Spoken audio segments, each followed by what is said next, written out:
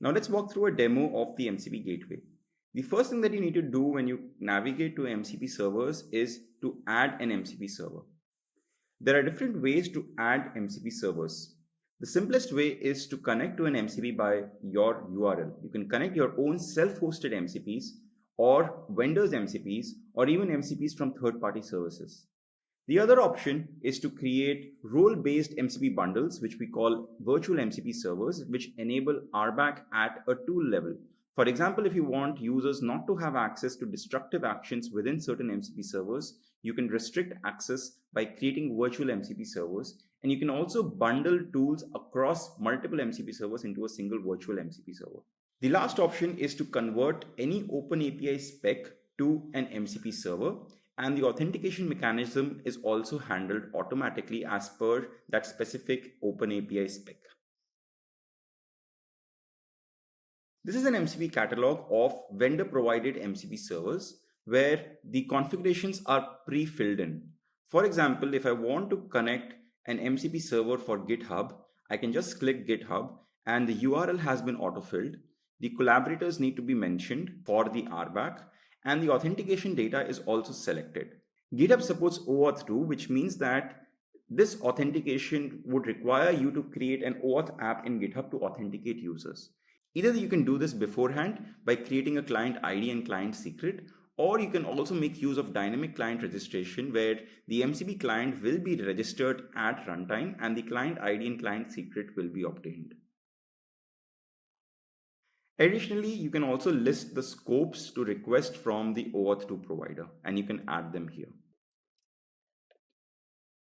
Further, you can set TLS settings for secure connections with custom CA certificates, and you can also add key value pairs to categorize this MCP server. Either this can be by owner or environment.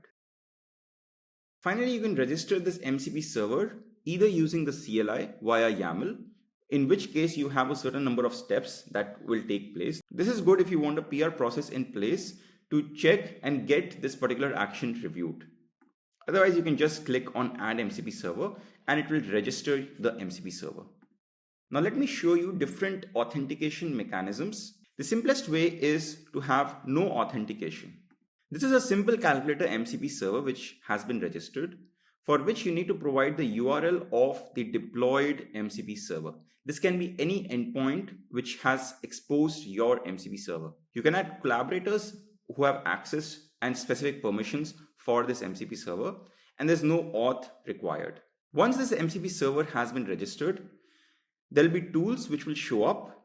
All the tools can be experimented with. When you click on try, you can add the specific arguments for the particular tools and you will see the output. So this is very good for experimentation and for trying out. Additionally, if the MCP server exposes prompts and resources, those can also be viewed, as well as resource templates. Finally, this MCP server can be used in several manners. The easiest way is to go to the playground and to connect this MCP server and start experimenting in a no-code manner. However, for pro-code scenarios, there are a number of frameworks which are supported. With Python, you can use this particular MCP server. The only thing which is required is the centralized API key, which is the TrueFoundry personal access token. Further note that the URL is now the MCP Gateway URL, which means that everything is passing through the MCP Gateway. If you see this URL, it's basically consisting of the gateway URL /MCP / the name of the MCP server /server. So it's a very standardized URL for the MCP Gateway. Now you can also go and integrate this in Cursor, and this is the spec for the MCP JSON. Similarly, this can be integrated with VS Code, Claude Code, as well as Windsurf. Finally, there is a observability dashboard for the tool metrics. What are the number of tool requests per second, the tool request latency in terms of the different distributions of P99, P90, P75, and P50, tool request failure by error type, tool request failure rate, and so on. Now let me show you another authentication mechanism, which is header-based authentication. For this, I will navigate to Hugging Face MCP server. In a header-based authentication, it's a static API key or token authentication via request headers. All users use the same credentials. And lastly, let me show you what OAuth 2 authentication looks like. So once the MCP server has been registered, and this is the form to register the MCP server, a URL is required because this is a remote MCP server. The OAuth 2 specifications are required if this does not support dynamic client registration. And the list of scopes can also be mentioned. Once this MCP server has been registered, it is not necessarily connected.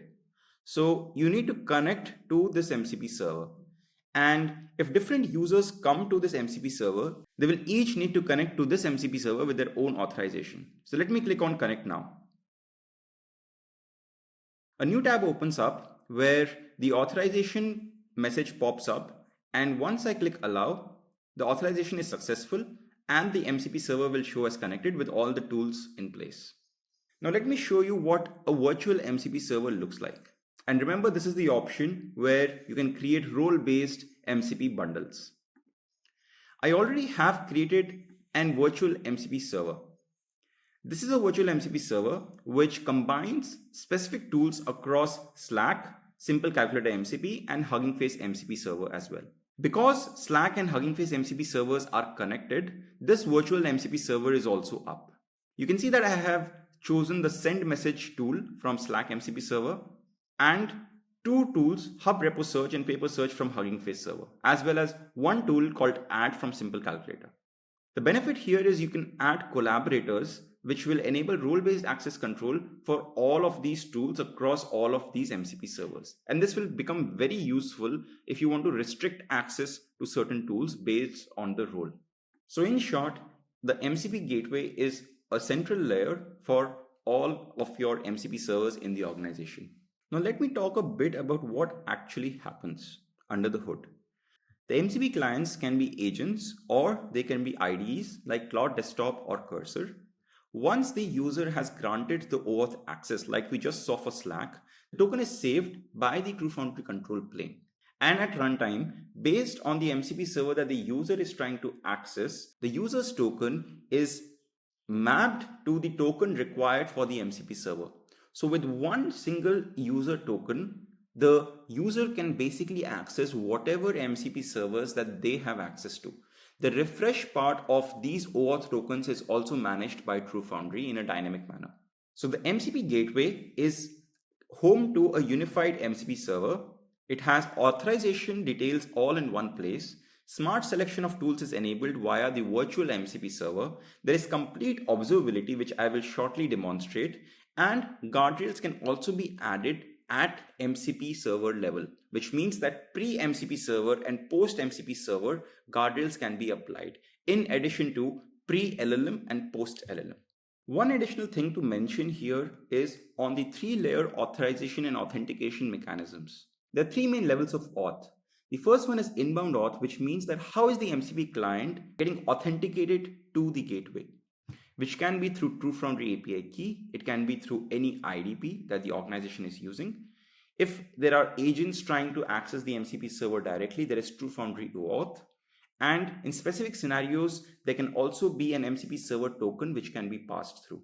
The second layer is access control, where the gateway determines whether the user can access that particular MCP server that they're trying to do or not, and whether they can access that specific tool that they're trying to access. Note that even if it is an agent which is trying to access an MCP server, the MCP server exposes details of users. So whether the user can access that specific data is what is determined in this step. And finally, there's an outbound authentication where OAuth 2, No Auth, API key based header authentication, token pass through, where the input token from the inbound auth is directly passed through to the MCP server. This is applicable typically for IDP auth, or even token forwarding, where an additional token like the MCP server token can be forwarded to the MCP server. All of these comprise of the outbound auth mechanisms. And note that during the OAuth 2 process, the tokens are actually cached and automatically refreshed by the control plane as needed. Now let me show you an example of how this works in action using the playground feature. I've selected the GPT-5 model, and let me also add the MCP server. So I will select the simple virtual MCP server, which consists of Hugging Face and Slack tools. This subset of tools is what is relevant for the task at hand, which makes the agent even more powerful and accurate in its performance. I'm prompting it to basically search for 2 research papers related to a topic on Hugging Face and post a 50-word summary for each topic on the Slack channel, which has already been created. I searched for the paper and it has found 120 papers. Now you can see that the agent is now sending the Slack message on the channel. And finally, it is done.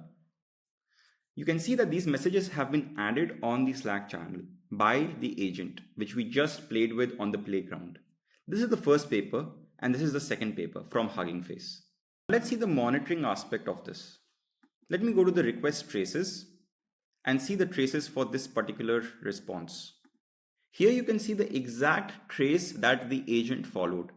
The first thing always is that all the tools exposed by the MCP server are basically received in order to pass that to the LLM along with the user input. So that's what's happening in the beginning. Then this information is getting passed to the LLM, where GPT-5 is basically processing it and saying that I want to basically call the Hugging Face tools. Those tools are basically getting executed with specific inputs that the LLM has responded with, and the tool execution returns an output. The GPT model processes this input and response from the Hugging Face MCP server and decides that it needs to call the Slack MCP tool. The Slack MCP tool is then called with this specific input, and it basically posts that on the Slack channel. This is the entire flow where you can view what exactly happened at a trace level. You can also see under MCP metrics, what were the MCP server's requests per second, what was the MCP server's request latency, and you can filter this for specific MCP servers. You can see other metrics like failure rate, request failure rate, by error type, request failures breakdown, MCP method breakdown, error breakdown, and so on. Further, you can do this at a tool level, you can do this at a user level, a virtual account level, which is reserved for applications, and also at a team level. This information is also part of the overview dashboard, which is an executive level dashboard where you can see the total MCP calls in the last 3 hours. You can obviously change this time range. And a few things which are part of this dashboard are incoming requests by API endpoint, error breakdown in terms of MCP, and other things related to models and guardrails. Lastly, you can also add guardrails on top of MCP servers. So if you navigate to controls and guardrails, you can say that when MCP server is in virtual MCP server, I want to add guardrails which should always apply on pre-invocation of the MCP tool. So I can select a guardrail here. For example, I can select a guardrail which is Azure PII. Similarly, I can add another hook which is for post-invoke, where I say that when MCP server is this, the post-invoke guardrail should be, let's say, content safety, so that no unsafe content is actually shown to the user. And when I click submit, this will basically apply for all requests coming to that MCP server. You can further add filters. Once guardrails are encountered for the virtual MCP server, you will also see this in the request traces as well as in guardrail metrics. All in all, MCP Gateway is an essential component for organizations developing MCP servers because MCP requires a very strong level of security, which the MCP Gateway actually enables. You can integrate this with your IDP, and TrueFoundry manages the tokens which are required for multiple MCP servers, and it does very granular role-based access control at a tool level. Thank you for watching.